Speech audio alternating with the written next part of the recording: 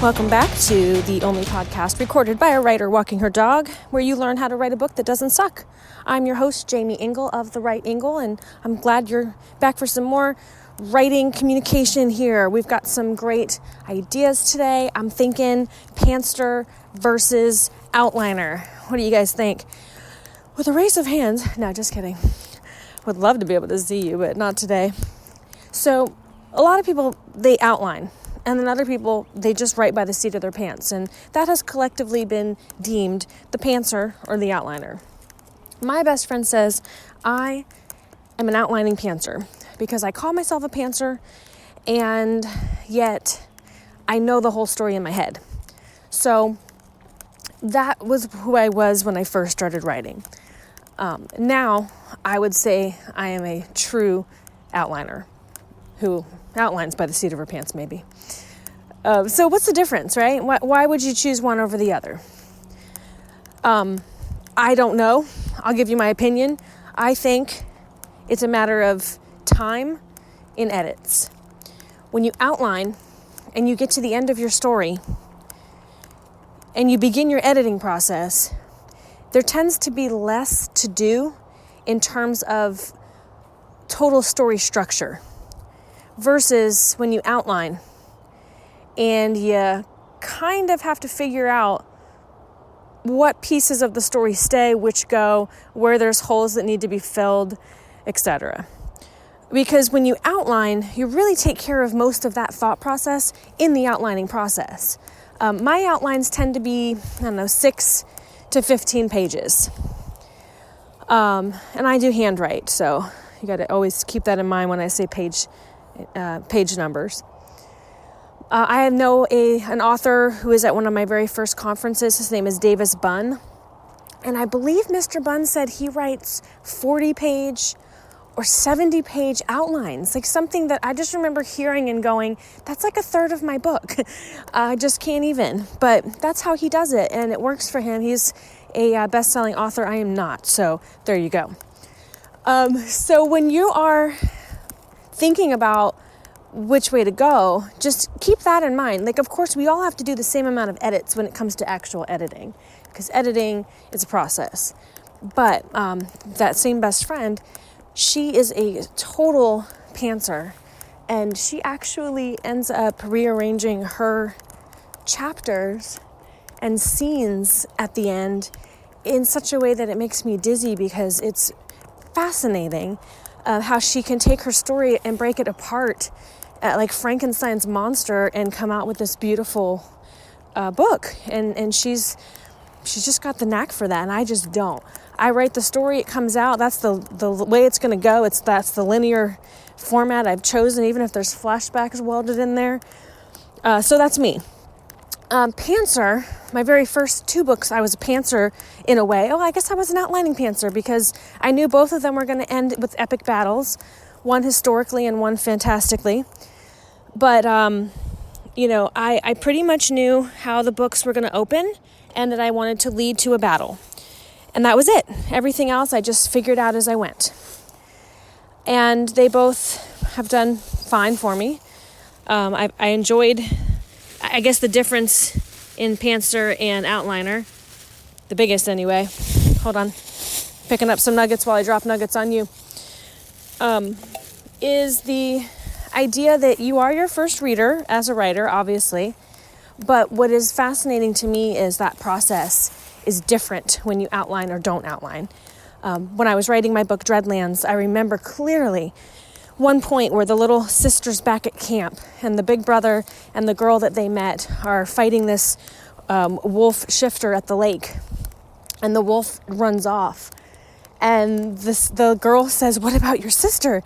And the brother, races back to camp, and he pulls away this curtain of like leaves and things to see where the sister was left, and she was gone.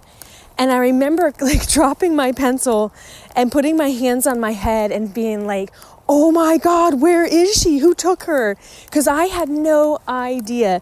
And it was very fun from there to write the story as it developed and figure out where she was, who took her, why they took her. And I'd never, ever had that thought in my head when I started writing the book. So that part of being a pantser is very fun.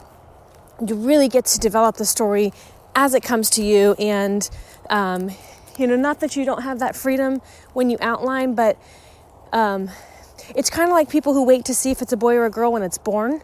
You're still surprised when you find out at 4 months, but the surprise is just prolonged and maybe a little more powerful when you wait till full term. So one of the reasons I've switched from pantser to outliner is because 2 reasons. One, most of the greats outline.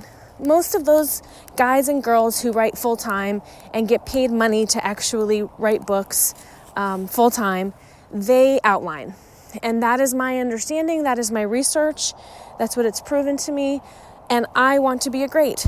I want to be a full-time writer-speaker who gets paid to just do that. And so, you have to mimic those that are where you wish to be, and that's my choice. So I now outline all of my books. And the very first book I did it with, I was so grateful I had, because my grandmother passed a few months into the writing. And I didn't write for 4 months. I was very close to her. It was went in for a routine surgery. A month later, she was dead. One of those situations. And so it was very unexpected. And when I got back into that outline, when I got back into the book, there was so much I'd forgotten, and I honestly don't think I would have been able to finish the book because I didn't know what was next. I'd forgotten. It was just out of my head. I didn't feel it. And the direction I thought I was going to go when I sat down to write was so different from the outline, which was so much better, and I was very grateful that I had taken the time to do that and try it. The other reason is because I have another friend who's a screenwriter. He's had several of his films from his own books that he's written made into Amazon films, which is pretty awesome, won hundreds of awards. And he says that when he writes a book, when he's finished, like he has his original outline, but when he's finished and he goes into his first draft of editing, he actually scribes his scene summaries for chapters on a separate piece of paper and does like an outline of the book as it's finished to use to write his screenplay from. So when he sits down to write the script, he doesn't go to the book, he goes to that, and then he just goes to the book to find dialogue as needed. And he said he's pretty much written 80% of the book, 80% of the screenplay once he's completed that initial outline, which I think is pretty awesome, because I think I would like to get back into screenwriting. That's what I originally started at when I was in college, and pregnancy, marriage, and life changed that a bit, and that's why I actually became a book writer. But I was in college for screenwriting. So I'm really excited to figure out how to make that a part of what I do as well. So that's it for me today, guys, for Pantser versus outliner. Would love to know what you think. You can leave comments below. You can also suggest topics. I would love to know what you would like to know. I'm certain I can help you out. In addition, please subscribe, like, share this podcast. I have a Facebook group. I would love for you to consider joining. Facebook.com/write a book that doesn't suck. Pretty straightforward. And we'll be doing some more intricate groups as that particular group grows, but it's just a starting point. And, I'm just really glad that you're here. I love being able to share what I've learned in writing over the years. So thanks for hanging out. Check out the other podcasts on Space Coast Podcast Network. It's pretty awesome out there. And until the next time, guys, happy writing.